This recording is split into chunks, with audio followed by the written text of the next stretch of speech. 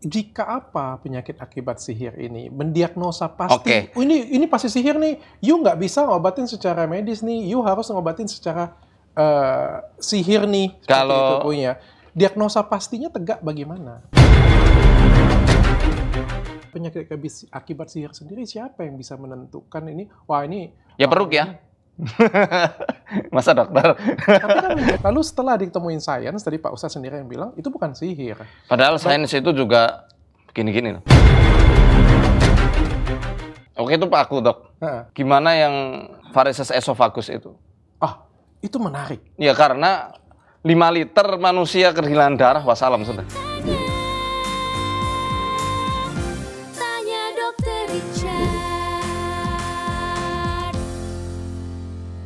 Ustadz Muhammad Faisar. Spesial banget nih. Untuk Pak Ustadz Faisar ya. Saya kemarin nggak begadang nonton bola loh. Spesial. Nonton bola juga Pak? Saya nonton. Cuma sering ketinggalan. Sering ketinggalan. Jadi dukung siapa nih Piala Dunia kali ini? Dukung yang menang aja. Nyari aman banget.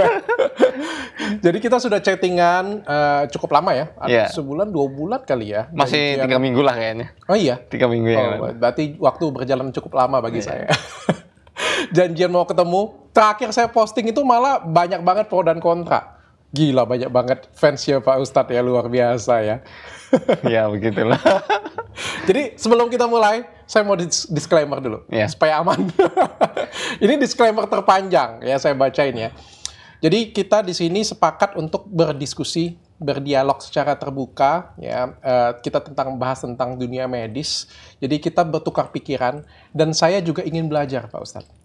Jadi bagi kalian semua yang nggak mau belajar, pergi dari tempat ini. Keluar, tinggalkan channel ini ya. Jauh-jauh. Yang sumbu pendek, ya berpikiran sempit keluar ya. Yang bagi kalian semua yang tetap mau ada di sini, selesaikan nonton sampai akhir, jangan di-skip. Jangan dipotong-potong. Dan jangan dipotong-potong. Tolong ya. Jangan jadi provokator ngemotong-motong video ya. Karena bahasannya cukup sensitif ya. Yang kedua, ini kita nggak ngobrol, terutama saya di sini. Saya tidak akan ngobrol soal agama. Saya akan ngobrol soal medis, ya, pure soal medis. Dan yang ketiga, saya garis bawain, saya percaya Tuhan, saya percaya agama itu baik, saya percaya dengan kitab suci, dan saya percaya doa dan ruqyah itu baik. Saya percaya banget. Bahkan saya pernah diruqyah dan saya minta diruqyah lagi malah, ya. Dan kita di sini tidak membenturkan kepercayaan ataupun agama dan kebudayaan manapun. Jadi kita nggak benturin apa-apa di sini ya. Yang keempat, apapun yang terjadi dalam diskusi kami, ambil baiknya, buang buruknya. Ya. Apapun itu, perbedaan pendapat adalah hal yang biasa. Apalagi di Indonesia, negara demokratis, perbedaan pendapat hal yang biasa. Tolong jangan berantem, karena saya dan Pak Ustadz Faisar tetap temenan. Siap. Mereka yang berantem, kita masih temenan, masih chattingan. Yang kelima ini yang terakhir, ada yang tanya dengan saya, ngapain sih Dokter Richard, dokter estetik, bahas-bahas tentang medis dan sihir kayak gini, punya kayak nggak ada kerjaan. Ya menurut saya, siapa lagi yang mau menjelaskan ya. Saya walaupun dokter estetik, di luar itu saya tetap dokter. Dan kalian boleh uji cara berpikir saya. Dan saya juga memilih Pak Ustadz Muhammad Faisar karena beliau mendalami dunia ini, dunia pergoipan, dunia sihir. Saya pikir sudah sangat pas saya ngobrol dengan beliau. Ya, kalau bukan saya dan Pak Ustadz, ya saya nggak ngomong saya yang paling pantas, tapi kalau bukan saya, siapa yang pas? Saya pikir mewakili, tapi bagi kalian semua yang kurang puas, dan mungkin ngerasa ya mungkin lebih layak, boleh saya undang datang. Ya, boleh daftar ke chat di bawah ini, saya undang datang ke podcast saya, kita ngobrol lebih lanjut lagi. Iya. Oke, kita mulai Pak Ustadz ya. Siap. Tadi saya sudah keliling datang ke tempat Pak Ustadz tadi, ngelihat langsung Pak Ustadz mengobatin pasien ya, ketemu dengan pasien, meruqyah. Itu sering seperti itu Pak Ustadz? Kalau dibilang sering-sering ya. Nah, nanti insya Allah di podcast kali ini saya memposisikan diri sepenuhnya sebagai roki. Oke. Peruqyah. Oke. Ya, jadi bahasan saya nggak ngelenceng dari disiplin ilmu ruqyah. Oke ya. Jadi karena ya itu awalnya.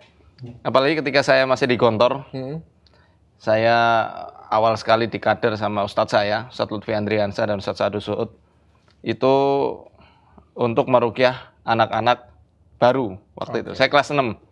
Anak-anak baru ya anak-anak yang lulus SD terus ke Gontor begitu kan. Ada beberapa yang memang ada gangguan-gangguan psikologis maupun gangguan-gangguan setan. Oke. Ya, jadi itu yang apa? Dari saya di pesantren sampai sekarang Rutin.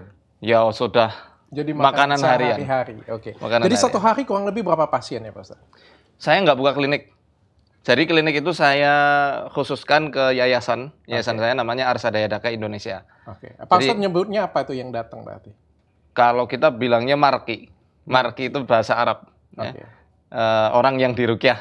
Oke, yang di Rukia. Berapa satu hari berapa orang yang datang? Sebenarnya mau berobat kan sebenarnya Iya. kan, minta bantuan pengobatan kan. Kalau nggak dibatasi itu sudah banyak sekali dok. Karena setiap harinya chatting yang masuk ke admin kami itu sampai 2.000 chat sampai 4.000.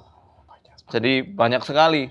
Dan Sampai Pak Ustaz kewalahan. sanggupnya satu hari Kalau sehari kita cuma sanggup 5. 5. 5 itu sudah lemas sekali. 5 itu udah lemes banget. Energi tenaga dalam. Capek ya karena Capek ya. bukan tenaga dalam. Nanti dipotong lagi. Sampai karena kita harus fokus ya. Tapi nggak pernah keluar menggali. paku ya? Selama ini belum. Belum pernah ya? Kalau saya pribadi belum. Oh, kalah dengan Berbeda Budi. sama dokter Sakiran.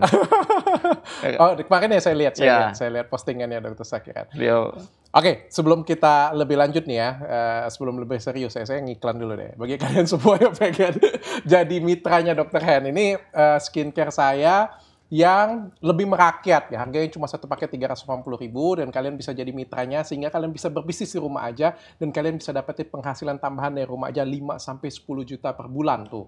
Nanti akan diajarin auto laku dan produknya sudah BPOM dan sudah halal. Oke, kita lanjut nih ke intinya. Tadi kan saya sudah ngeliat langsung dengan mata kepala saya sendiri, ada orang yang sakit datang minta diobatin, Pak Ustadz Rukia, Pak Ustadz mengatakan juga penyakit akibat sihir, ada penyakit akibat sihir, metafisika, dan lain sebagainya. Pertanyaan saya, penyakit akibat sihir itu memang benar ada Pak Ustadz? kalau berdasarkan yang saya pelajari ada. Oke. Ada. Dan sihir itu akan mencari celah-celah paling lemahnya manusia. Oke. Awalnya memang ke perasaan, ke celah perasaan. Makanya di dalam surat Al-Baqarah ayat 102 itu dijelaskan salah satu sihir untuk memanipulasi perasaan manusia, untuk menceraikan. Ini kan perasaan itu. Oke. Fa yata'allamuna minhuma ma yufarriquna bihi bainal mar'i wa zaujih. Mereka itu belajar dari Harut dan Marut, sihir yang untuk memisahkan antara suami dengan istrinya. Kemudian di juz 16 surat Toha dari ayat 65 sampai 69 itu jelas. Oke. Itu memanipulasi perasaan, membuat takut Nabi Musa. Oke. Saya pengen belajar lebih spesifik supaya saya nggak salah ya Pak Ustadz ya. Saya mungkin lebih simpel. Tadi kan penyakit akibat sihir itu benar-benar ada menurut Pak Ustadz ya. Saya balik ke definisi yang lebih kecil mungkin ya. Sihir. Sihir itu apa sih Pak Ustadz? Definisi sihir. Definisi sihir itu banyak yang menjabarkan. Oke. Cuma saya mau ngambil ada 2 pendapat boleh ya? Boleh. Biar apa namanya? Dan Jelas. ketiga lah, satunya lagi pendapat Pak Ustadz. Pak Oke, baik. Saya ngikut guru saya itu. Oke, yang pertama ada ulama namanya Al-Hafidz Ibnu Hajar Al-Asqalani. Beliau punya kitab Fathul Bari namanya yang mensyarah Sahih Bukhari. Di situ beliau menjelaskan definisi sihir ada 3 macam. Pertama, bentuk iming-iming atau tipuan. Ya, tipuan atau kata-kata yang indah. Seperti contohnya di situ dijelaskan seperti kita mau merayu anak kecil. Ayo deh sini deh, aku punya sesuatu loh. Bisikan. Ya, jadi sesuatu yang membuat orang itu tertarik. Jadi sihir itu bukan di image saya, yang dipikirin saya, sihir itu adalah sesuatu hal yang gaib gitu. Ya, ntar dulu. Oh, oke. Ntar dulu nih. Seperti contoh ini. Nih ada sesuatu, padahal cuma tangan genggam kan. Kalau kita orang dewasa, apa untungnya tangan cuma genggam, pas dibuka nggak ada sesuatu. Oke. Seperti terhipnotis. Itu sihir. Itu sihir dalam pengertian ini. Makanya ada kata-kata, ada hadis yang mengatakan inna minal bayani la sihra. Ada dari al-bayan adalah kata-kata yang tersusun yang indah, membuat orang takjub dan kagum, itu adalah bagian dari sihir. Ini pertama. Yang kedua adalah ilusi. Ilusi takhil ya kalau dalam bahasa Arab. itu membuat penglihatan orang itu jadi tidak sesuai dengan hakikatnya yang nyata. Ada pulpen enggak? Saya kasih contoh. Saya paham. Kalau boleh saya artikan ya. Nah, Kalau ilusi itu barangnya ada tapi dia membayangkan hal yang lain Iya. di situ. contohnya ini kok, sulap anak SD. Oke, ada pulpen? Boleh? Pulpen. Jadi kalau halusinasi itu barang yang tidak ada, kita berpikir ada, itu namanya halusinasi. Kalau ilusi itu barangnya ada, tapi kita menggambarkan itu menjadi sesuatu hal yang lain, itu namanya ilusi. Saya kasih contoh. Saya mau Iya. nyihir Dr. Richard. Boleh. Lihat. Iya. Ini kan aslinya nggak lentur. Saya pikir main-main tadi. Ya, oke. Main-main ini. Iya. Ini bukan sihir yang sebetulnya ya. Oh iya, jadi Ya? melengkuk-lekuk Ya, ya. jadi kayak lentur banget tuh. Oke. Ini termasuk ilusi. Oke. Nah, penyihir-penyihir yang menyerang Nabi Musa yang dijelaskan di Quran khususnya, itu pakai cara yang kayak gini. Oke. Metode sulap untuk menyihir orang lain. Itu sihir atau sebenarnya Sihir, trik? trik sulap yaitu sihir kalau dalam pengertian para ulama. Oh, Tapi bukan pengertian sihir yang membuat pelakunya kufur kepada Allah. Ya, yang tidak membuat pelakunya itu keluar dari agama. oke. Ya, Islam khususnya ya, kalau dalam ranah ini. Hmm. Nah, yang ketiga ini, yang konsekuensinya dia bisa dihukum mati. Apa itu? Yang bekerja sama dengan setan. Oke. Bekerja sama dengan ruh-ruh yang jahat atau setan. Oke, tapi kan image yang saya tangkap ya, dan yang ada di masyarakat itu yang ketiga sebenarnya lebih. Yang ketiga. Ya, sesuatu benar ya, berarti sihir itu sesuatu hal yang magic, gaib kayak gitu punya atau berhubungan dengan dunia lain. Soalnya kalau saya melihat tadi yang dilakukan tadi kan masih ada sainsnya dan itu Iya. masih bisa dibuktikan sebenarnya. Benar ya, Pak? Betul. Yang pertama dan kedua, Kalau saya bisa melakukan ini, terus ini namanya sihir, saya jadi tukang sihir. iya. Kayak gini nih. Ya, atau misalnya Enggak, jadi saya bisa kayak apa? gini Pak Ustadz, saya kayak gini, Bengkok. hop, misalnya jadi 2, jadi 3. Itu kan trik sulap, bukan sihir. Iya. Ya, benar ya. Tapi kalau misalnya saya bisa buat ini tanpa trik apa-apa, terus saya buat terbang, magic, ini kan namanya sihir. Iya. Ya benar ya Pak Ustadz, gitu ya, benar ya. Oke. Enggak, trik sulap itu dalam pengertian para ulama termasuk metode sihir. One of the sihir. Iya. Salah satu sihir. Salah satu. Makanya dalam bahasa Arab sulap disebutnya sya'wadah. Sya'wadah atau sya'badah itu sesuatu yang tidak menggunakan bantuan setan tapi hanya mengelabuhi pandangan mata seseorang. Oke. Tapi yang dimaksud dengan penyakit akibat sihir itu yang metode yang ketiga. Yang ketiga, tadi. bukan yang dua ini. Bukan yang 2 tadi, Bukan yang dua. ketiga ya. Yang pertama pun bisa, Dok. Yang Orang kan banyak yang sakit gara-gara kepikiran omongan orang. Oke. Iya enggak? Secara psikologis. Secara psikologis. Berarti secara psikologis juga penyakit psikologis itu adalah sihir. Bisa masuk ke ranah situ. Bisa masuk ke situ, tapi tidak semua. Tidak semuanya. Oke, nanti kita akan detail. Kita melihat dari sebab-sebabnya. Oke. Jadi Pemicunya, maaf. jadi kalau saya garis besarin tadi adalah sihir itu adalah segala sesuatu yang ada hubungan dengan alam gaib lah ya. Kita Iya. ngomongin garis besarnya itu Iya. ya. Oke. Penyebab sihir itu apa sih? Asalnya dari mana, Pak Ustaz? Ini yang satu lagi belum saya... Oh, tadi 3, mau ada 4 ya? Satu lagi ya? Enggak, satu lagi dari ulama lain. Oke, boleh silakan. Biar nanti lebih jelas ya. Iya. Dan premis pembahasannya jelas. Oke.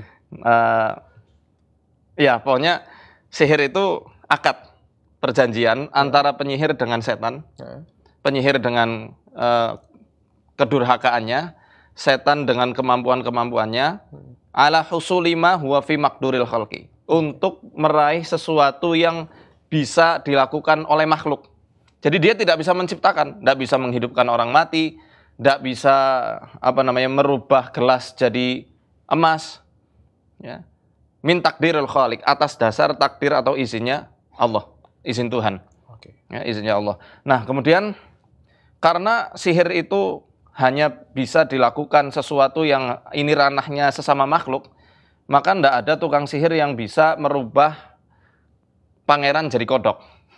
Oke. Ya, manusia jadi monyet misalnya. Kecuali itu kutukan dari Allah, dari Tuhan. Oke. Tapi kalau sihir nggak bisa merubah seperti itu. Oke. Jadi masih dalam tahapan kemampuannya makhluk. Nah, bukan menciptakan, bukan memberikan rezeki. Jadi kalau pesugihan itu ya sebenarnya itu tipuan-tipuan mereka. Oke. pakai ilusi juga, bukan uang betulan. Karena yang memberikan rezeki kan bukan jin, bukan setan. Oke. Kita langsung aja ya, karena saya sebenarnya belum terlalu paham, tapi mungkin di bagian ending setelah dijelasin lebih banyak, mungkin saya jadi lebih paham. Baik. Penyebabnya kalau kayak gitu apa, Mas? Sebabnya banyak sekali. Kalau tadi Pak Ustadz cerita tadi kan alam gaib, setan, jin, jadi seolah-olah kan ini kan penyebabnya adalah Sebab orang melakukan atau sebab orang terkena? sebab orang terkena sihir, Nah, penyebab kena sihir. Iya. Jadi ada apa namanya?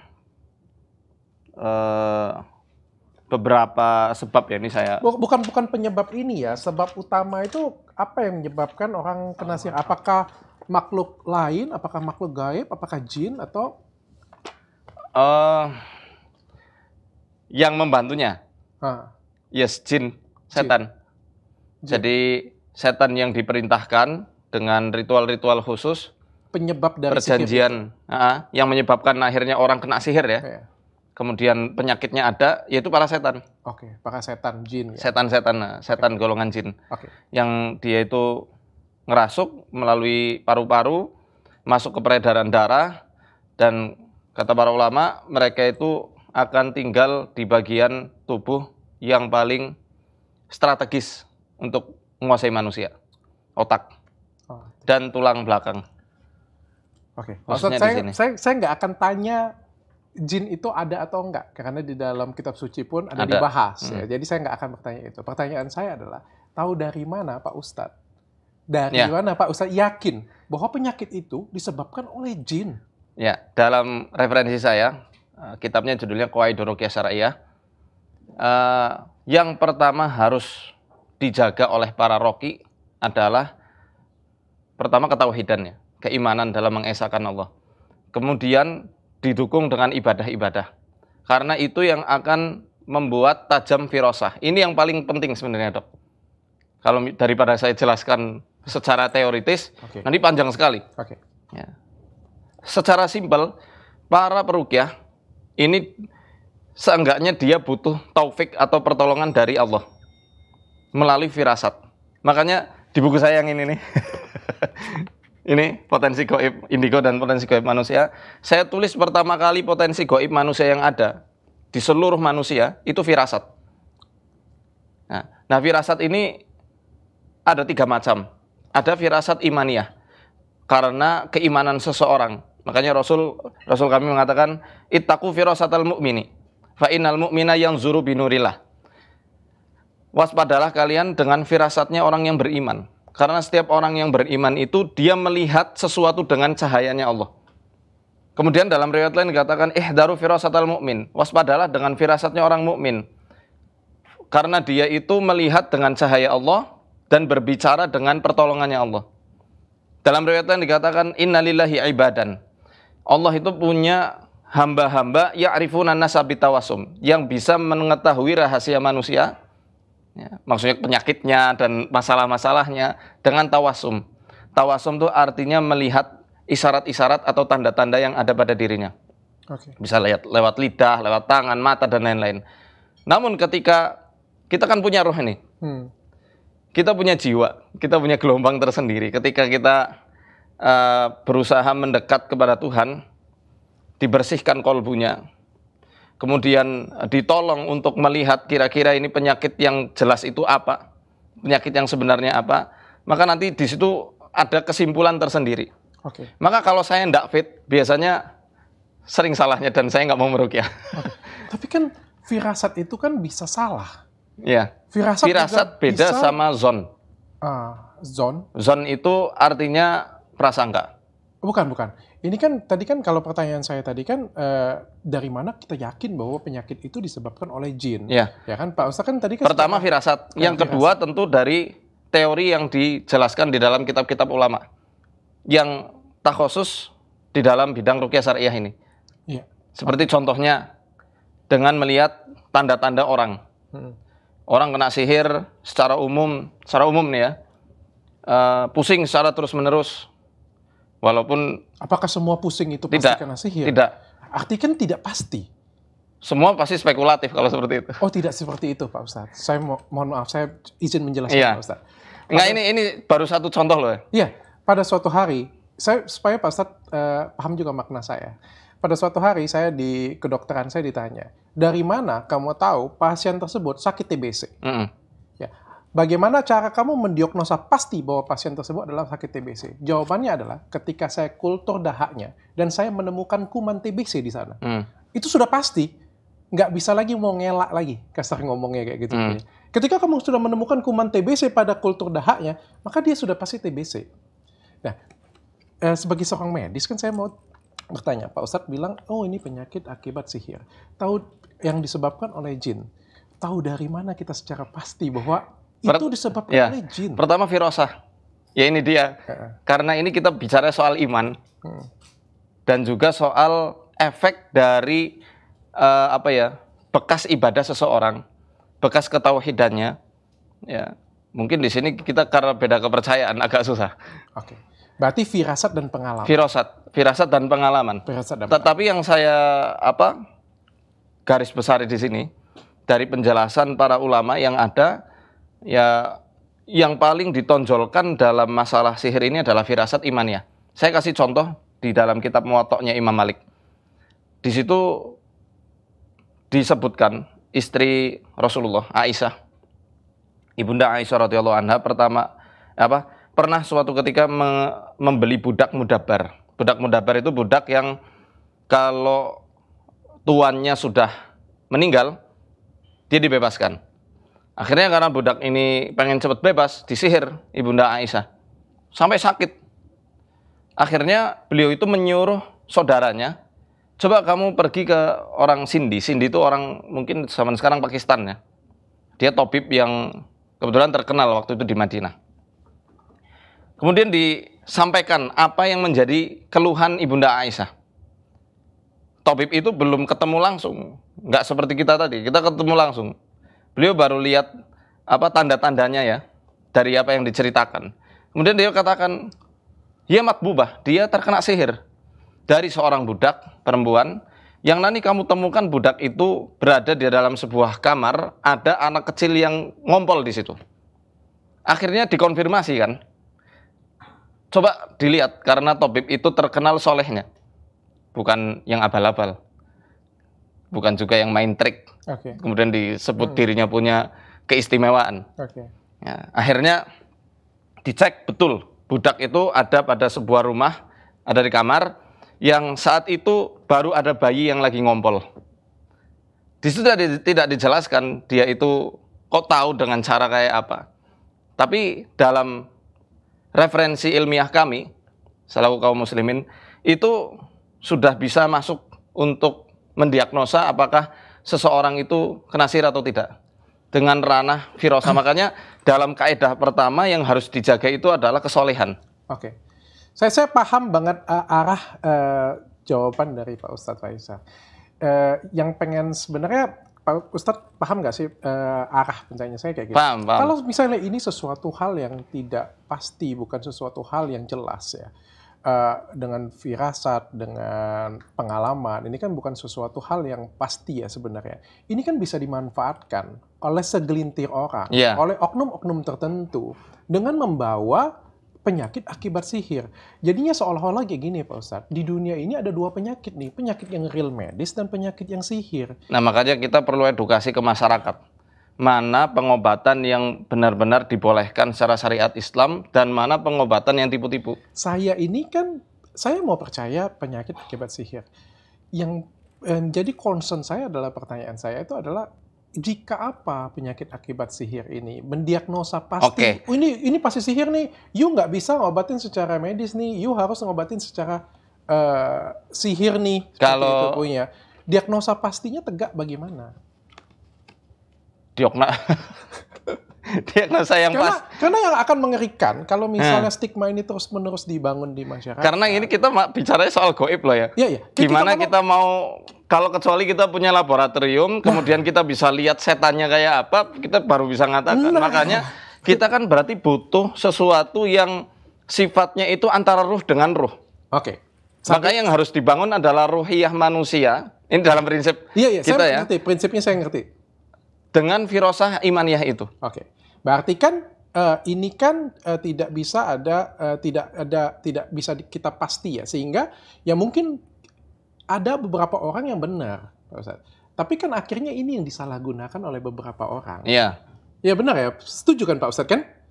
Karena ya apa ya, menggunakan firasat dan pengalaman ya. Setiap orang, saya juga bisa Pak Ustadz. Saya mengaku saya punya firasat dan punya pengalaman, saya pun juga kan akhirnya jadi bisa menjerumuskan orang atau saya bisa merugikan orang lain dengan kemampuan saya. Sebenarnya hal itu kan bisa dibuktikan. Bisa dibuktikan dengan penanganannya, gimana cara dia melihat pasiennya. Kalau kita standarnya dari bacaan Qur'annya. Oke. Tajwidnya betul apa enggak? Oke. Yang dibaca umik-umik, itu ya, bacaannya pelan, disembunyikan, apa berani baca keras. Kalaupun keras, apa yang dia baca. Kemudian pemahamannya sejauh mana tentang ketauhidan, tentang dunia pengobatan nabawi, ya, sehingga itu yang menjadi SOP. Sebenarnya di Indonesia itu ada Asosiasi Ruqyah Syariah Indonesia. Oke. Di situ ada standar operasionalnya. Termasuk syarat-syarat jadi peruqyah itu apa saja. Oke. Di Arsadaya Daka pun ada yang semacam itu. Oke, tapi saya nggak lagi ngobrolin ruqyah sekarang, lebih ke penyakitnya dulu sih. Oke. Oke. Dan juga ada efek yang kedua adalah ketika stigma masyarakat meyakinin bahwa wah yang saya alami ini adalah penyakit akapit sihir nih. Yang saya takutkan adalah masyarakat ini kan nggak semuanya cerdas ya Pak Ustadz ya. Akhirnya tidak mau berobat secara medis. Menurut Pak Ustadz bagaimana? Nah ini dia yang jadi kesalahan berpikir ya. Ruqyah Syariah itu tidak menafikan pengobatan medis. Justru kita mendukung. Memang saya kurang setuju. Saya bukan kurang lagi, tidak setuju ketika dikatakan Ruqyah Syariah adalah pengobatan alternatif bagi kaum muslimin ya. Karena itu adalah pengobatan utama yang harus dilakukan dan dicontohkan oleh Rasul. Tidak sakit. Ya sakit. Baik Kalau sakit yang ataupun tidak tidak sakit. kalau tidak sakit disebutnya al-audah. Oh, bukan ruqyah. Iya. Bukan ruqyah. Ya. Oke. Karena ruqyah itu adalah sesuatu yang sudah ada penyakit dibaca. Nah, ketika Rasulullah itu kedatangan sahabat-sahabat yang dia itu mengeluhkan penyakit-penyakitnya, kata Ibunda Aisyah dalam hadis riwayat Bukhari, beliau pegang bagian yang sakit sambil diusap, adhibil ba'sa rabban nas, wahai Tuhan seluruh manusia, hilangkanlah penyakit ini. Wasfi, sembuhkanlah, antas syafi, engkau adalah Tuhan yang maha menyembuhkan. La syifa illa syifauk, tidak ada kesembuhan kecuali kesembuhan darimu. Syifaan la yughadiru saqaman, dengan kesembuhan yang tidak meninggalkan bekas penyakit. Nah, baru setelahnya diruqyah sendiri sambil dibawa ke medis. Oke. Itu ya, Itu key poinnya ya. Iya, supaya membangun keimanannya Saya sangat setuju. dan membangun kolbu, jiwanya, Saya supaya sangat setuju. selalu tergantung pada Allah, Saya sangat pada setuju. Tuhan. Jangankan menurut saya, jangankan sakit ya, sehat aja kita harus tetap beribadah. kepada Kalau Tuhan. sehat, ada sunnahnya juga. Setiap pagi, petang, dan menjelang tidur, Rasulullah itu selalu baca Bismillah ayat kursi, kulhu falak anas. Pokoknya baca Quran, ayat-ayat pendek itu, kemudian diusapkan ke seluruh tubuh sebagai penjagaan, Oke. supaya tidak diganggu oleh setan. Jadi penyakit akibat sihir pun tetap harus berobat secara medis. Ya, kalau sudah kena kepada fisiknya. Oke. Kayak tadi yang sudah ada pakunya yang berkarat, ya harus dibelek dong, nggak bisa diruqyah aja. Oke. Dia harus dioperasi. Oke. Pak Ustadz, saya pengen sedikit berbagi sihir versinya saya. Tadi kan sihir versinya Pak Ustadz. Ya, ini versinya saya. Tapi ilmu saya cetek Pak Ustadz. Jadi saya baca dari Google, nonton dari beberapa video orang, dan saya buat penelitian sendiri, dan saya buat kesimpulan. Saya mau minta pendapat Pak Ustadz. Sihir versi saya adalah, menurut saya sihir itu adalah segala sesuatu yang belum dapat dijelaskan secara sains. Menurut saya itu sihir. Contoh ya. Saya bilang, kalau saya pegang lampu, lampunya hidup. Kalian pasti bilang ini sulap, karena saya dialirin listrik. Ya. Saya sentuh ada gelombang listrik, ini sulap, ada listrik. Kalau saya kembali ke 3.000 tahun yang lalu, terus saya mempraktekkan ke masa 3.000 tahun yang lalu, mereka akan bilang saya sihir, magic.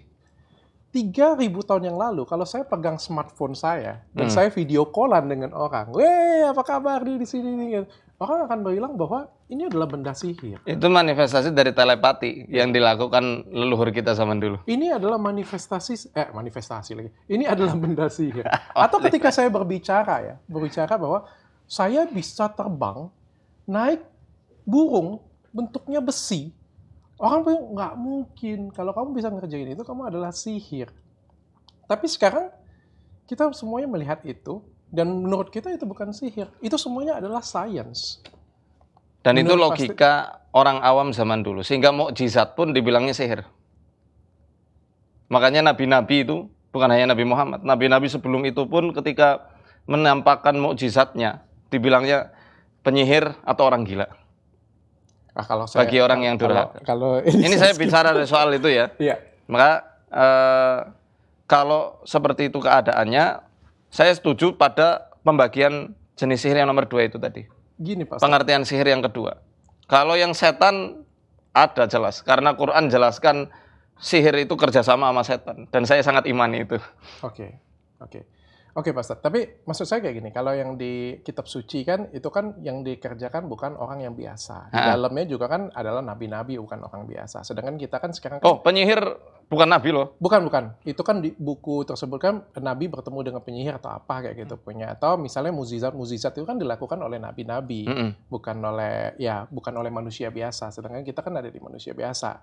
Yang saya menganggap, ya di saya ya, saya punya pikiran yang, ya mungkin kemajuan atau kayak gimana, atau sempit mungkin ya. Saya berpikir adalah seperti itu. Saya kasih contoh suatu penyakit, Pak Ustadz. Ini untuk membuka cakrawala kita bersama. Makanya saya bilang kontennya cukup sensitif, tapi menarik untuk dibahas ya, untuk membuka pikiran kita bersama. Dan saya juga bisa belajar dengan Pak Ustadz. Siap. Contoh ya, pada 2000 tahun sebelum Masehi, ini 2000 tahun sebelum Masehi, seorang sakit kejang-kejang, ya ketika mendengar suara sesuatu yang keras, dia melakukan kejang-kejang, matanya menghadap ke atas, tangannya gelonjotan, kakinya juga gelonjotan, ya. Terus setelah suaranya reda, 20-30 menit kemudian dia menghilang, dan pasien-pasien tersebut itu dilakukan eksorsisme. Eksorsisme. Ya. Bayangkan 2000-3000 tahun yang lalu, baru tahun 1800-an diketemukan obat anti epilepsi, dan ternyata itu bukan guna-guna. Padahal dari 2000-3000 tahun sebelum Masehi dikatakan itu karena guna-guna, itu karena disantet, itu karena ilmu hitam. Tapi tahun 1800-an itu disebut penyakitnya namanya epilepsi. Tahun 2000 tahun yang lalu juga ada penyakit kejiwaan. Di mana orang bisa menangis sendiri, menghalu, melihat sesuatu, melihat benda gaib, melihat hantu, melihat apa. Dan di tahun 1900-an didiagnosa bahwa itu adalah penyakit jiwa. Saya punya contoh ketiga. Ini lebih menarik lagi Pak Ustadz. Seseorang yang, ini ada contohnya ya. Seorang yang punya banyak musuh. Ya santai ya Pak Ustadz. Anggap aja rumah sendiri kan, ngobrolannya jadi santai.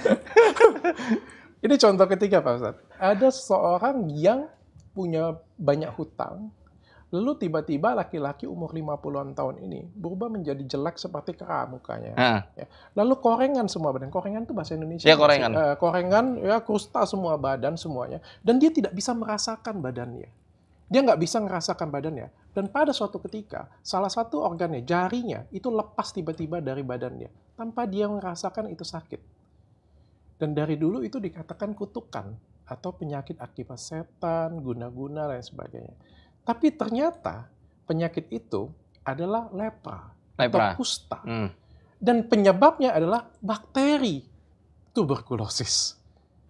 Menurut pendapat Ustadz Faisal bagaimana? Loh, bukannya kutukan itu juga menggunakan tentara-tentara Allah berupa bakteri-bakteri. Termasuk yang akan menghancurkan Ya'juj dan Ma'juj di akhir zaman itu berupa ulat-ulat kecil yang gerogoti mereka. Yang tidak bisa kita lihat. Yang tidak bisa kita lihat. Jadi kalaupun berarti itu sihir kutukan Tuhan ya, bukan kutukan setan. Gimana? Berarti, ya silakan lanjutkan dulu. Ustaz. Ya, termasuk kita bicara ini dari sudut pandang mana? Ilmuwan Baratkah atau ilmuwan Timur? Karena ilmuwan Timur itu sampai sekarang pun masih mempercayai, khususnya Islam ya, masih mempercayai bahwa ada sisi metafisik dalam tubuh manusia. Walaupun orang Barat mengatakan ini bukan karena sihir dan bukan karena setan, karena mereka nggak mengenal konsep itu. Akhirnya mereka mengatakannya itu epilepsi. Ini saya bicara dengan referensi saya ya. Iya, nggak apa-apa. Ya. Kita kan berdialog dan bertukar pikiran. Siap. Belum tentu juga saya benar, belum tentu juga Pak Ustadz salah. Jadi Oke. kan kita kan perlu tukar pikiran, biarkan masyarakat yang menilai. Seperti contoh begini, contoh tentang hadis orang yang kena epilepsi. Itu pun banyak orang, khususnya para ustadz ya, yang mengatakan wanita yang kena epilepsi yang didoakan Rasulullah dapat surga gara-gara suruh bersabar, itu epilepsi biasa. Padahal di situ matanya itu dengan menggunakan, mata itu teksnya ya, teks hadisnya menggunakan kata as-soro'. As-soro' kalau ulama kontemporer, orang-orang zaman sekarang mengatakan itu penyakit epilepsi dalam istilah kamus kedokteran Arab. Tapi as-soro' yang dimaksud dalam hadis itu adalah gangguan karena setan. Dan itu diaminkan oleh Rasulullah. Memang betul itu gangguan setan. Tinggal kamu mau bersabar, bagimu surga, atau aku doakan kamu cepat sembuh sekarang juga. Di sini sebenarnya Rasul pengen mendidik. Ketika seseorang merasa diganggu setan atau diganggu setan betulan, ya, yang harus dilakukan oleh orang itu adalah dengan mengenal jati dirinya selaku seorang manusia, kemudian selaku seorang hambanya Tuhan. Karena ketika dia sudah bisa mengenali jati dirinya, menguasai dan mengontrol dirinya, itu setan nggak punya pengaruh apapun untuk mengontrol manusia, bahkan untuk menyakiti tubuhnya. Makanya dalam konsep tazkiyatun nafas ya, penyucian jiwa, itu kita mengenal beberapa tahap kesadaran. Ada kesadaran hewan, kesadaran binatang, semua manusia ada. Contohnya ketika seseorang itu fokus pada objek, fokus nyalakan objek, tidak mau ngelihat dirinya sendiri. Contoh begini, orang kesandung meja, dia maki-maki mejanya, meja sialan, bla bla bla bla itu. Padahal meja nggak punya mata, nggak punya seruh untuk geser. Karena yang dominasi kesadaran binatangnya, dia selalu nyalahkan objek. Dan ini yang terjadi pada orang-orang yang kena sihir, kena gangguan jin, yang nggak sembuh-sembuh. Dia selalu nyarinya objek, nggak nyari akar permasalahan yang ada pada dirinya sendiri. Yang kedua, sadar diri. Orang sadar, belum tentu dia punya sadar diri. Sadar biasa, nggak membedakan antara manusia dengan hewan. Tikus sadar dirinya lapar, dia makan. Dia nggak bakal mikir apakah cara dia makan itu halal atau haram, beretika atau tidak. Makan aja. Banyak manusia yang seperti itu, banyak.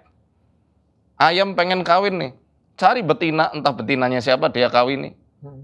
Yang penting hasratnya, haknya terpenuhi. Maka kesadaran binatang ini selalu mencari hak dan menuntut hak, tapi lupa kewajiban. Manusia yang kayak gitu hanya punya sadar, nggak ada bedanya sama binatang. Dia harus sadar diri, tarik kepada kesadaran insaniah yang sempurna dengan sadar diri, muhasabah, banyak evaluasi diri, banyak ingat-ingat, oh ini mungkin karena kesalahanku, karena ini dan itu. Makanya dalam Al-Quran konsep ketika seseorang itu kena gangguan setan, itu ada dua perkara. Innalladzina taqaw idza masahum ta'ifun minasyaitoni tadzakkaru fa idza hum mubsirun. Orang yang bertakwa itu kalau diganggu setan, yang harus dia lakukan ingat dulu pada Tuhannya. Baru mubsir. Mubsir ini artinya melihat kesalahan-kesalahannya. Baru habis itu setan itu geser dengan sendirinya. Jadi konsepnya itu kita sebenarnya membimbing manusia kepada kesadaran dirinya sebagai seorang hamba Allah. Bukan ngeluarkan paku. Kalau konsep mendekatkan kepada Tuhan itu saya setuju 100%. Makanya saya bilang sebenarnya konteks obrolan ini benar-benar pure medis sih menurut saya. Jadi saya sebenarnya saya juga nggak nyentuh ke agama manapun sih menurut saya. Makanya mungkin saya perjelas sedikit dengan Pak Ustadz. Jadi menurut Pak Ustadz, epilepsi yang sudah tegak sekarang diagnosanya atau kusta yang sudah tegak diagnosanya sekarang itu juga tetap masuk ke kategori sihir?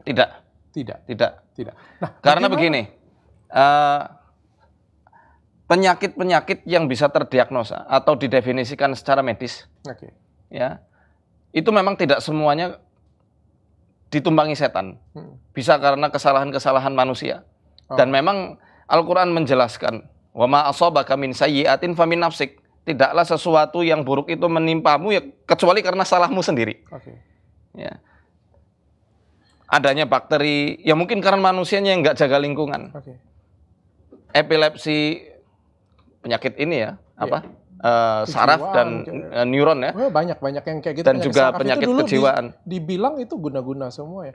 Yang jadi permasalahan. Karena memang ada guna-guna yang bikin orang jadi seperti itu. Ya, ini ngeling dengan apa yang saya sampaikan tadi, Pak Ustadz. Iya, Sesuatu hal yang belum diketahui sains itu disebut dengan sihir pada waktu itu.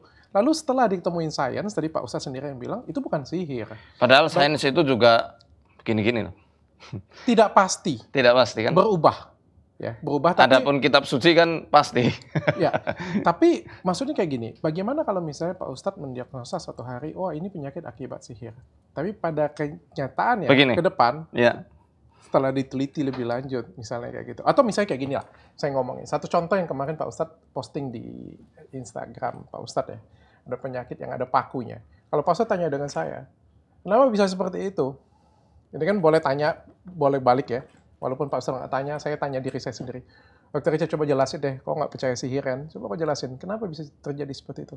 I don't know jawaban saya tidak tahu. Karena sains itu tidak mutlak, tidak jalan di tempat, selalu jalan. Hari ini saya terkejut dengan seperti itu. Nggak ada yang tahu 50 tahun lagi atau 100 tahun lagi, memang ada penyakit di dalam tubuh kita mungkin bisa memproduksi paku. Who knows? Ya aneh lah. Iya makanya ya. Kita ngomong Iya, betul, sekarang, betul. Pak Ustadz. Ketika Betul, saya betul. ngomong ya, teleport itu nggak mungkin sekarang. 100 tahun lagi siapa yang tahu? Nah ini Kita yang terbang, naik pesawat terbang, nggak ada yang tahu. Sekarang tuh biasa aja. yang saya mau tanyakan Sains kan juga. berjalan. Oke itu paku dok. Nah. Gimana yang varises esophagus itu? Ah, itu menarik. Ya karena 5 liter manusia kehilangan darah wassalam sudah. Iya kan? 5 atau 2 liter ya? Yes. 5 ya? Iya, 5 liter kehilangan darah meninggal sudah. iya. Secara logika kedokteran. Iya. Dia sampai berbaskom bagaimana? Apakah Pak Ustadz yakin yang dikeluarkan itu pure semuanya darah atau sebagian bercampur dengan cairan? Nah saya enggak tahu itu. Nah, itu Kalaupun itu darah, harusnya kan bikin dia lemes dok. pasti akan membuat anemia. Sudah cek HB nggak? HB-nya normal. HB-nya no? Iya. I don't know. Saya tidak tahu karena saya kan tidak ketemu dengan pasiennya, tidak mendiagnosis. Ayo main ke Banyumas. Siap, siap Pak Ustadz. Yang saya takutkan itu kayak gini. Beliau kan anggota TNI ya, Nah, dan fisiknya sehat, oke. bugar lah, dan nggak pernah sakit sebelumnya. Tiba-tiba langsung mendadak sakit seperti itu dengan, memang di endoskopi kelihatan apa namanya varises esofagusnya, Iya. tapi masa sampai berbaskom-baskom loh. Itu contoh penyakit yang menurut Pak Ustadz pure akibat sihir. Di antara contohnya itu terlalu dilebihkan sama si setan itu. Saya cerita dibuat takut-takut. dikit. Jadi ada postingan Pak Ustadz, ada varises esophagus di mana pasiennya muntah darah terus menerus, tapi memang sudah tegak diagnosisnya varises esophagus. Varises esophagus. Dan apa ciri-cirinya yang lain, Pak Ustadz? Dan terakhir selesai ya, udah nggak ada lagi, tapi masih muntah darah. Masih muntah darah. Masih muntah darah. Sampai Makanya sekarang juga masih muntah darah. sampai sekarang udah enggak. Alhamdulillah setelah ditangani kemarin. Bahkan Varisesnya sembuh. varisnya sembuh. Hilang total. Hilang total. Kemarin kan ada itu atau nanti kapan-kapan saya kasih lihat ke dokter ya. Hilang totalnya itu dari apa tuh? Di endoskopi lagi. Di endoskopi lagi. Hilang total. Hilang. Oke, saya jadi tertarik. Iya. Nah, ini kan salah satu. Saya tertarik bukan menguji ya. Iya. Saya juga jadi pengen belajar dan pengen melihat ya. Kalau boleh pasiennya saya fasilitasi datang ke Jakarta. Saya pengen lihat endoskopi yang kemarin. Saya endoskopi ulang. Kenapa nggak dokter aja nyicipi mendoan di Banyumas gitu loh? Boleh. Kalau pasiennya mau saya biayai ke sini kan lebih bagus, lebih hemat energi. Jadi itu salah satu standarnya dok. Oke. Standar kita mengatakan ini penyakit metafisik. Kan tadi saya katakan, nggak semua penyakit metafisik karena sihir. Bisa karena ain, bisa karena gangguan jin biasa. Gangguan jin pun nanti ada turunan-turunannya lagi. Dan saya lihat ada ciri-cirinya juga, Pak Ustadz posting juga ada di sekitar rumahnya ada apa ya, Ular, kelabang dan lain-lain. Kelabang besar-besar. Oke, Ya. iklan dulu. Lagi seru, turunin tensi ya dulu. Enggak, tadi saya mau bahas apa lupa jadinya. Saya balikin lagi ke jalur nanti. Bagi kalian semua saya mau kenalin ini. Minuman Gatot Kaca, minuman stamina untuk laki-laki, anti gravitasi untuk meningkatkan stamina untuk laki-laki supaya lebih lama diranjang. Jadi bagi kalian cuma yang 2 menit, 3 menit kalian pakai ini bisa berjam-jam diranjang. Dan jadi kalian semua kalian bisa jadi mitra Gatot Kaca juga. Oh ya, kelebihan Gatot Kaca ini adalah tegang tapi nggak pakai deg-degan. Oke. Wow. Ya kan kalau misalnya tegang itu kata-kata berdebar-debar. Pernah nggak Pak Ustadz coba obat kuat? Belum pernah. Kalau obat kuat itu kalau diminum tuh agak deg-degan, tapi kalau ini tuh nyaman. Oke Pak Ustadz, tadi kita kembali lagi ke kasusnya tadi. Tadi kan Pak Ustadz, saya anggap memang itu penyakit akibat sihir lah ya. Kan Pak Ustadz yang ketemu, Pak Ustadz yang meriksa, saya nggak kompeten untuk mengatakan iya atau tidak. Di sekitarnya juga ada kelabang atau ada apa ya? Ular. Ular ya. Ular. Oke. Apa hubungannya penyakit ini dengan kelabang dan ular? Kalau kata Rasul, kelabang, ular ya, khususnya, itu bukan salah satu, hewan yang paling disukai sama iblis. Seperti contoh ini saya jadi bicaranya ke ranah sini ya, karena ini sihir erat kaitannya sama agama sih, jadi ya otomatis saya referensinya ini. Ya karena kata Rasul, suatu ketika ada anak indigo di zaman Rasul, si Sofi ibnu Sayyad namanya. Ditanya, apa yang kamu lihat? Ini aro arsan alal ma haulahul hayat. Aku melihat ada singgasana di atas air yang di sekitarnya itu ada ular-ular. Kemudian dikonfirmasikan nama Rasul, dzaka arsu iblis. Yang kamu lihat itu adalah singgasananya iblis. Atau dalam riwayat lain dikatakan taro arsa iblis. Kamu melihat singgasananya iblis di situ. Oke, tapi kan itu Rasul yang menentukan. Rasul yang melihat pasti punya kemampuan tertentu. Belum selesai. Ini saya lagi bicara kenapa kok ular gitu ya. Iya. Kenapa kok ular? Iya. Kemudian yang kedua, al-hayatu maskhul jin. Ular ini adalah jelmaan-jelmaannya jin. Seperti halnya Bani Israel yang durhaka, yang diserupakan jadi bangsa babi dan kera. Ketiga, dalam hadis yang panjang sekali, ketika ada pemuda Ansor yang izin ketika perang Khandak untuk menemui istri yang baru dinikahinya. Ternyata istri sudah di luar rumah. Singkat cerita, istrinya takut karena ada ular besar yang melingkar di kasurnya. Langsung ditombak itu ular. Ularnya mati, pemuda itu mati. Kemudian Rasul datang dan mengatakan, istaghfiru li sahibikum. Mintalah ampunan untuk sahabat kalian ini. Karena di Madinah ada sekelompok jin yang sudah muslim, dia suka menjelma sebagai ular. Kalau kamu melihat ular di rumah, gertak 3 kali. Atau izinkan 3 hari. Kalau makanya, ini ada 2 versi. Ada yang diizinkan 3 hari, ada yang digertak 3 kali. Kalau misal dia pergi berarti ya biarkan saja. Tapi kalau tidak pergi, entah itu ular beneran atau setan, bunuh. Nah, itu yang akhirnya seringnya menjadikan ular itu jadi simbol-simbol mereka untuk mengirimkan lantaran-lantaran sihir kepada rumah-rumah seseorang. Makanya banyak sekali kasus-kasus orang yang terkena indikasi kena sihir atau gangguan jin, seringnya rumah kemasukan ular. Oke. Saya punya 2 pertanyaan nih Pak Ustadz jadinya. Yang pertama, yang tadi Pak Ustadz sebutkan itu kan adalah Rasul yang punya kemampuan yang berbeda pasti ya dengan manusia biasa seperti kita ya. Beliau bisa ya punya kemampuan yang lain. Sedangkan kita kan manusia biasa. Ya. Itu yang pertama. Yang kedua, apakah semua yang ada ular sudah pasti ada sihirnya? Kan tidak seperti itu. Kita ini kan memunculkan stigma, Pak Ustadz. Ini kan memunculkan stigma. Bisa jadi nggak Pak Ustadz? Kelabang, pertanyaan saya, bisa jadi nggak Pak Ustadz? Kelabang yang Pak Ustadz temukan di situ itu kebetulan. Itu bukan saya nemukan, yang nemukan mereka. Iya, bisa jadi juga itu kan hanya kebetulan. Memang di situ banyak kelabangnya. Wallahu a'lam. Ya, nggak ada yang tahu. Nggak ada yang tahu. Karena memang yang ada kelabangnya cuma rumah beliau aja. Dan kalau misalnya ini ada stigma yang seperti ini, yang saya sampaikan itu adalah masyarakat kan jadi ketakutan dan akhirnya. Iya, ini yang mau saya konfirmasikan ke masyarakat.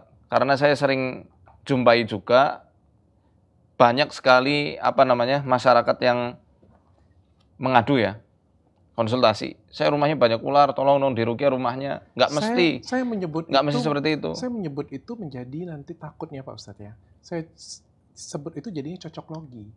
Contoh ini ya, saya lihat ular ya, ada di sini ya. Terus saya bilang, oh pantes aja. Kalau kita Selama ini selaku aku berdebar-debar, padahal aku jatuh cinta kan.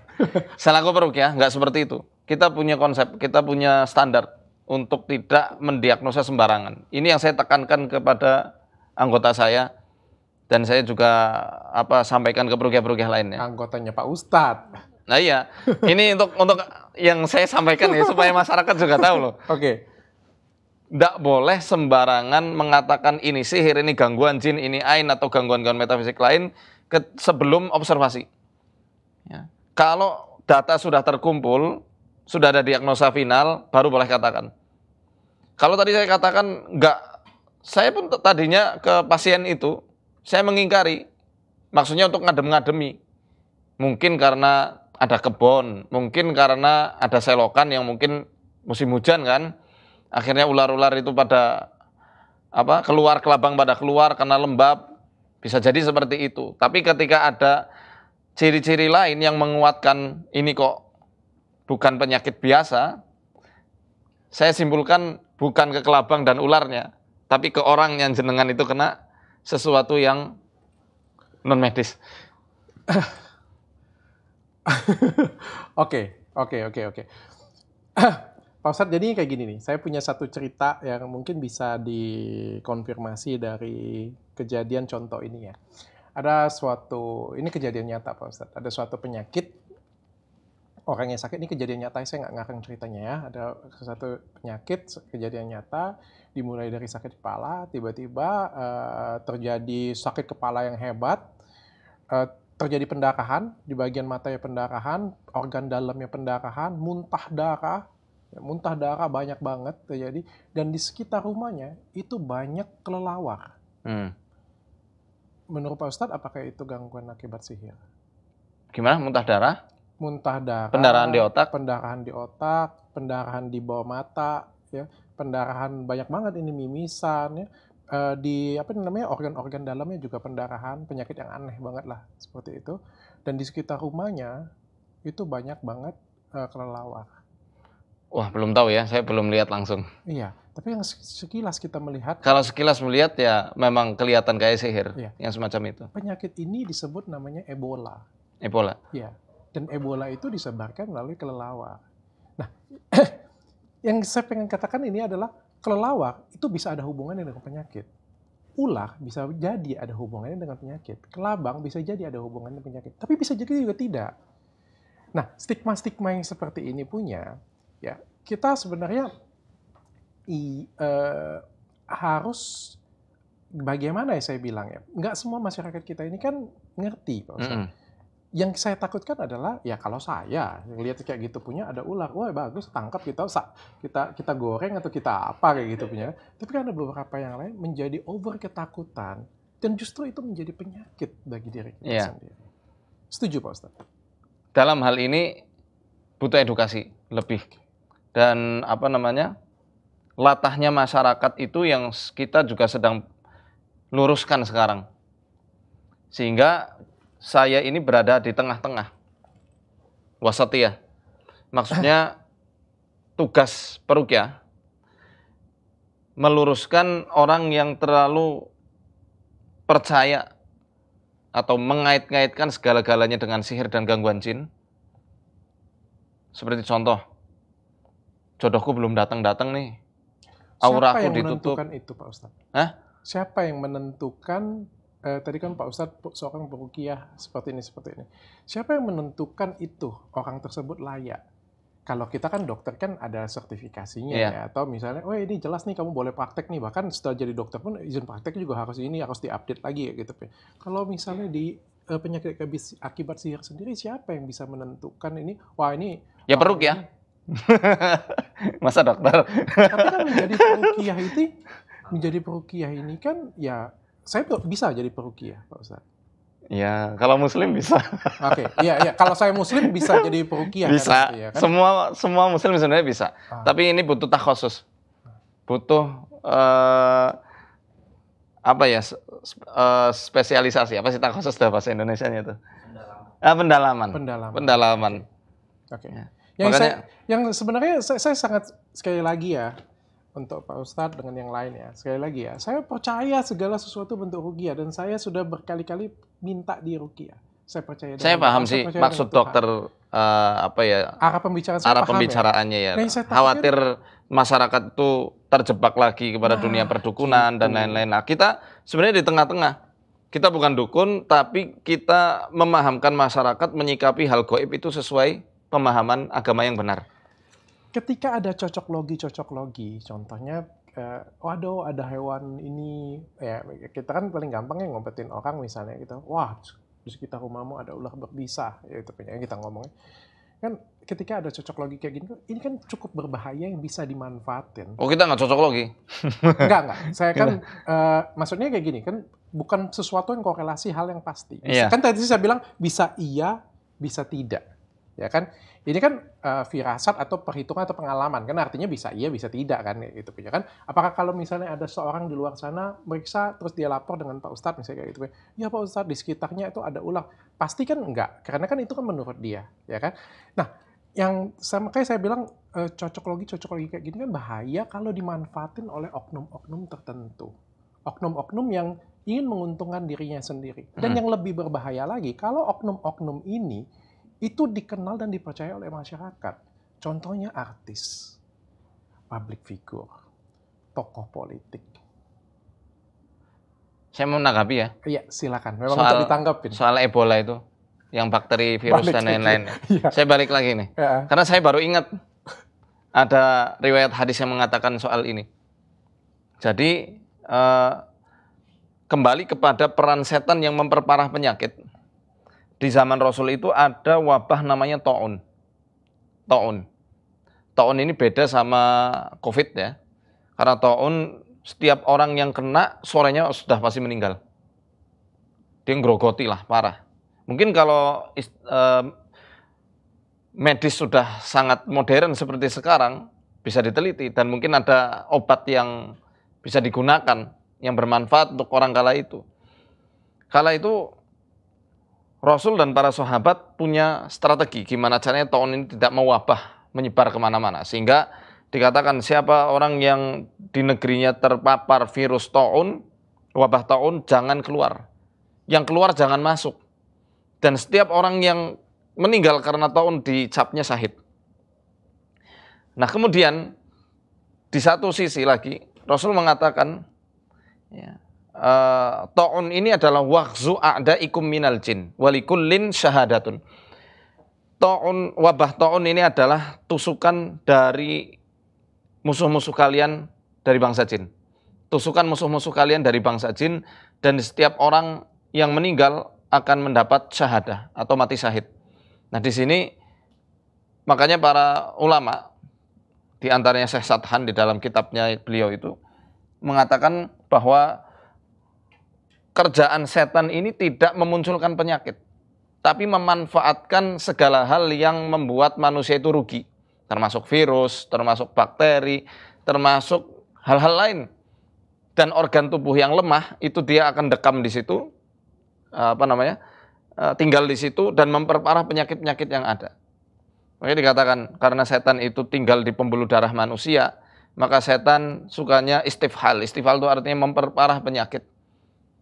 Di antara cara memperparahnya adalah dengan membuat gejolak dalam emosinya. Termasuk menggeret tikus, kelelawar, hewan-hewan lain dikendalikan oleh mereka.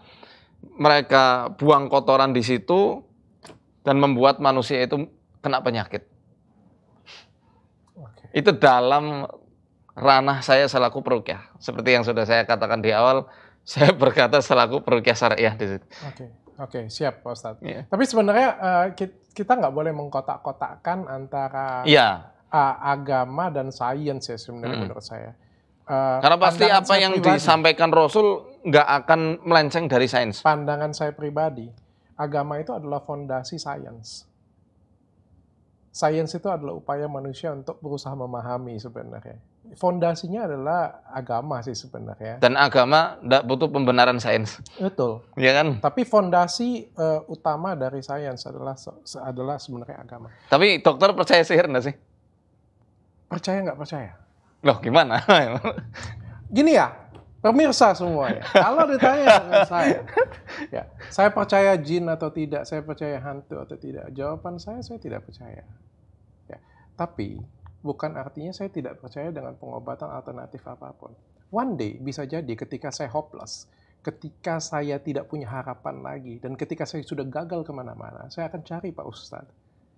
Itu naluriah dalam hati saya. Iya. Dan saya nggak mau munafik.